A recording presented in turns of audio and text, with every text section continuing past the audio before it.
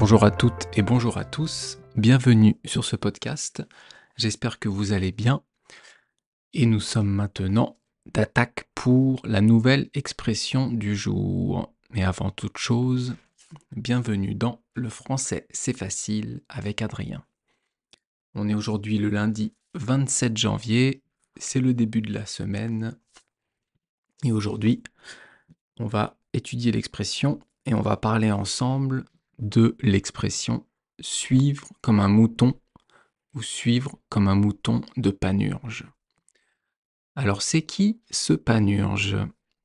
Ce Panurge, donc Monsieur Panurge, on va dire Panurge plus simplement, c'est un personnage qui est tiré d'un livre de Rabelais, François Rabelais. François Rabelais, c'est un écrivain français du XVIe siècle, donc de la Renaissance. C'est une époque française et européenne, la Renaissance. Et François Rabelais, il a écrit donc des bouquins, des livres, et on trouve ce personnage de Panurge dans un livre qui s'appelle Le Quart-Livre. Je vous raconte l'histoire en quelques mots.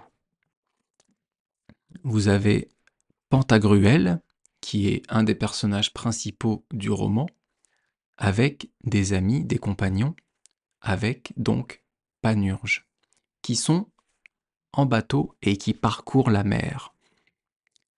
Ils abordent un navire de commerce et font connaissance avec les passagers.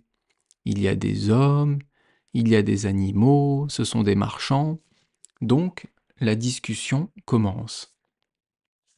Un problème arrive entre Panurge et un des marchands, parce que le marchand s'est moqué des vêtements de Panurge. Il y a confrontation, il y a discussion, il y a moquerie. Après un moment, tout le monde reprend son calme et Panurge décide d'acheter un mouton au marchand. Le marchand qui est donc un marchand de moutons, mais aussi un berger. Il y a beaucoup de négociations parce que le marchand de moutons, le berger, affirme que son mouton est un descendant à une lignée avec le mouton de la toison d'or. Peut-être que je vous parlerai de cette toison d'or une autre fois, en tout cas pas maintenant. Bref, ce mouton coûte très cher. Donc Panurge négocie le plus possible, et à la fin, il accepte de payer cher le mouton. Il prend le mouton et le jette dans l'eau, le jette dans la mer. Tous les moutons, donc tout le reste du troupeau, va suivre le mouton que Panurge a jeté. Donc tous les moutons vont tomber dans la mer en emportant avec eux le marchand et les bergers qui essayaient de retenir les moutons. Panurge a voulu donner une leçon au marchand, au berger, de s'être moqué de lui, et donc tous les moutons et les bergers ont fini à la mer. Ça, c'était la petite histoire en rapport avec l'expression du jour.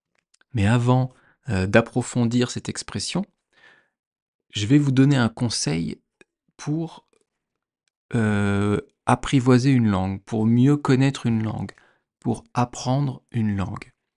Je vais vous donner un conseil que moi j'applique et que je fais tous les jours, c'est que en fait, je lis quelque chose que je connais par cœur.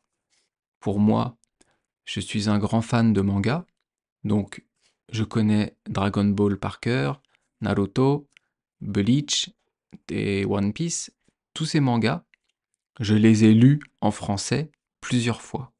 Donc je connais l'histoire, je connais les personnages, je connais quasiment les paroles, je connais très bien ces mangas. Eh bien, ces mangas, là je suis en train de lire Bleach, mais j'ai fini déjà Dragon Ball, et Dragon Ball, je l'ai lu plusieurs fois en français enfant, plusieurs fois en français adulte, et maintenant je le lis en japonais. Et comme je connais l'histoire, pour commencer avec un nouvel alphabet, avec une nouvelle conjugaison, une nouvelle grammaire, c'est plus facile parce que pendant que je lis, mon cerveau, il va associer directement le moment de l'histoire à ce que je suis en train de lire. Donc ce sera plus facile pour vous de lire quelque chose que vous connaissez déjà que un livre inconnu. Donc si vous voulez commencer en français, d'abord, si c'est au tout début, je vous conseille de lire des livres pour enfants. Il y en a plusieurs, je vous donnerai des conseils là-dessus dans un autre podcast. Et après, quand vous aurez un niveau au bout de 6 mois, 9 mois, 1 an peut-être, vous pourrez prendre un livre ou une bande dessinée, un manga, ce que vous voulez, que vous connaissez très bien. Vous l'achetez dans la langue que vous voulez apprendre et ça vous permettra de mieux comprendre la grammaire, la conjugaison, de comprendre au moins ce qu'il se passe et d'avoir l'impression d'avancer et après de vous améliorer. Et ça, c'est primordial. Maintenant, l'expression du jour, revenons à nos moutons avec l'expression suivre comme un mouton de Panurge. Donc, comme d'habitude, on va étudier mot par mot. Donc, on va commencer par le mot suivre. Suivre, c'est un verbe du troisième groupe qui a plusieurs sens, évidemment, en français. Beaucoup de verbes ont plusieurs sens. Ce verbe suivre, je vous le conjugue rapidement au présent. Je suis, tu suis, il suit, nous suivons, vous suivez, ils suivent. Et au futur, très bien. Je suivrai, tu suivras, il suivra, nous suivrons, vous suivrez, ils suivront. Ça, il faut vous les répéter. Il faut que ça rentre dans votre tête, ces conjugaisons. C'est très important. Donc, le premier sens de suivre, c'est d'aller aller après quelqu'un, après quelque chose. Par exemple, si vous suivez quelqu'un, on va dire en marchant dans la rue, vous marchez derrière lui. Ça peut être aussi en vélo, vous pouvez suivre en vélo un autre vélo, ou suivre en voiture un bus, ou une autre voiture. Donc c'est vraiment aller derrière quelqu'un ou quelque chose. Ça, c'est le premier sens. Et c'est on va dire, le plus utilisé pour le mot suivre. Ensuite, le verbe suivre, ça peut aussi s'utiliser dans le sens de s'intéresser à, porter attention à. Par exemple, vous avez de l'intérêt pour le français, donc vous voulez apprendre le français, et toutes les semaines, vous prenez en ligne ou en physique un cours de français. Eh bien, vous suivez un cours de français. Vous pourrez dire « je suis toutes les semaines un cours de français ».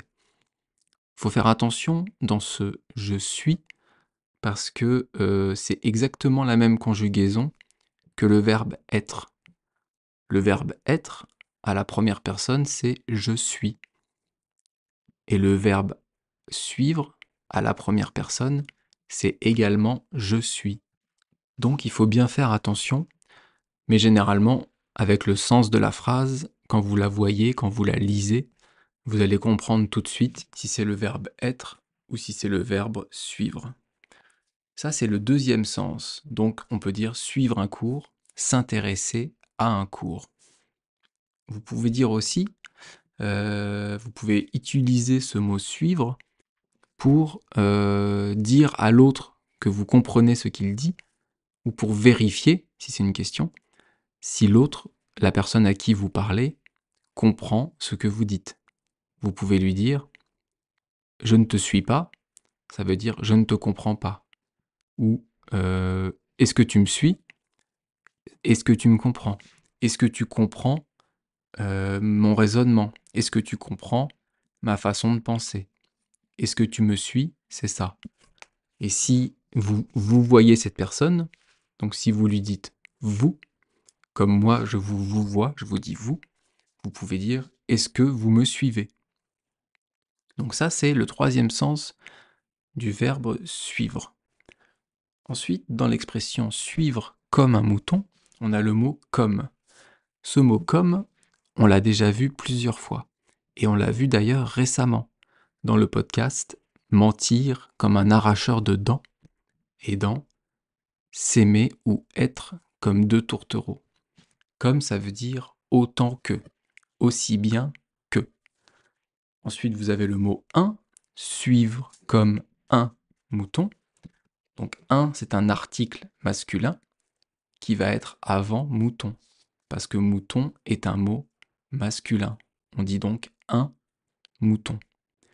Et le mouton, c'est cet animal, pardon, cet animal adorable, blanc, qu'on peut tondre pour en retirer la laine. On dit d'ailleurs tondre comme un mouton. Et un mouton, ça fait ce bruit-là. C'est donc un animal d'élevage qui est adorable, que les loups d'ailleurs mangent, et ça, c'est un problème pour les moutons et les bergers. Et dans l'expression, on peut rajouter deux panurges, suivre un mouton de panurge, c'est un nom propre, c'est une personne panurge, comme on l'a vu au début. Donc le sens de l'expression suivre comme un mouton, c'est l'idée de suivre la majorité, de suivre ce que les autres pensent, ce que les autres font, suivre l'avis général sans se positionner.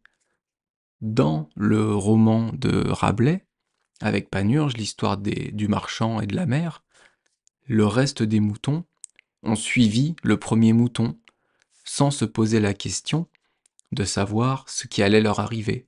Eh bien, ils sont morts dans la mer.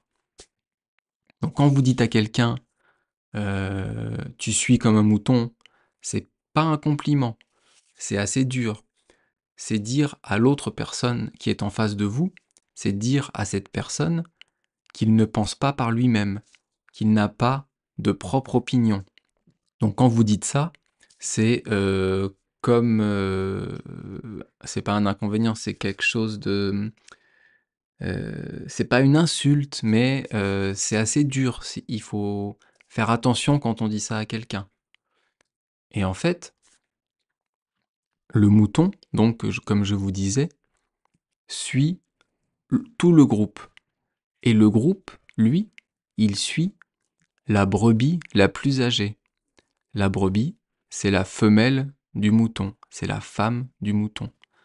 Ça veut dire donc suivre bêtement quelqu'un, suivre bêtement quelque chose ou une idée. Je vous donne quelques exemples, comme d'habitude, pour que vous puissiez comprendre l'idée. Vous êtes avec un groupe d'amis et vous allez tous au cinéma. Certains de vos amis veulent voir un film d'action, mais vous voulez voir un film d'amour, par exemple.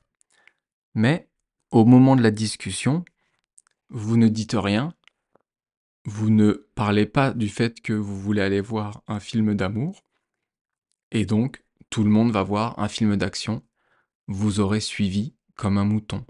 Vous n'aurez pas donné votre opinion, vous aurez suivi la majorité, et donc vous aurez fait quelque chose que vous ne vouliez pas forcément faire. Un autre exemple, au travail, dans les sociétés, dans les entreprises, vous avez toujours quelqu'un, toujours un collègue, qui est d'accord avec le patron. Peu importe ce que le patron pense, ce collègue va être toujours d'accord avec lui, il va le suivre tout ce qu'il dit pour se faire bien voir. Lui, ça va être un mouton, on pourra dire t'es comme un mouton ou tu suis comme un mouton. D'où ça vient cette expression? Cette expression, comme on l'a vu au début, avec les moutons de Panurge, ça vient donc de Rabelais. C'est Rabelais, avec son roman, avec son livre, qui a, pas créé cette expression, mais dont l'expression est tirée. C'est de ce livre que l'histoire des moutons est tirée. Et en fait, ce comportement des moutons, on se rend compte quand on y pense que c'est très intelligent de suivre le comportement des autres. Pour les moutons, en l'occurrence. Si un mouton va être en train de manger de l'herbe tranquillement, tous les moutons vont manger de l'herbe tranquillement.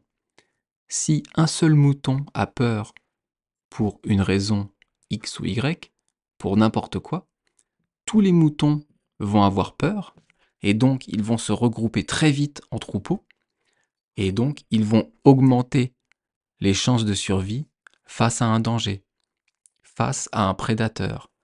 Un prédateur, c'est un animal qui veut manger le mouton. Si les moutons étaient restés écartés, ils se feraient plus facilement manger. Mais à partir du moment où ils ont tous peur, ils se regroupent, et du coup, ils peuvent mieux résister, ou en tout cas, moins facilement se faire manger. On peut remplacer cette expression par être un mouton. Ou alors, on dit aussi avoir l'âme moutonnière. En anglais, c'est playing follow the leader. J'espère que ce podcast vous a intéressé et que vous avez pu comprendre jusqu'au bout. Comme d'habitude, si vous avez un souci, une question, vous pouvez m'envoyer un message pour me dire ce qui ne va pas. Si vous avez une envie ou une question par rapport à la culture française, j'y répondrai volontiers dans un autre podcast. そして日本語は今日のストーリーはどうでしたか？どう思いましたか？いつでも質問があればメッセージを送ってください。Merci beaucoup de m'avoir écouté jusqu'au bout. À bientôt. Bye bye. Hasta luego. Mata ne.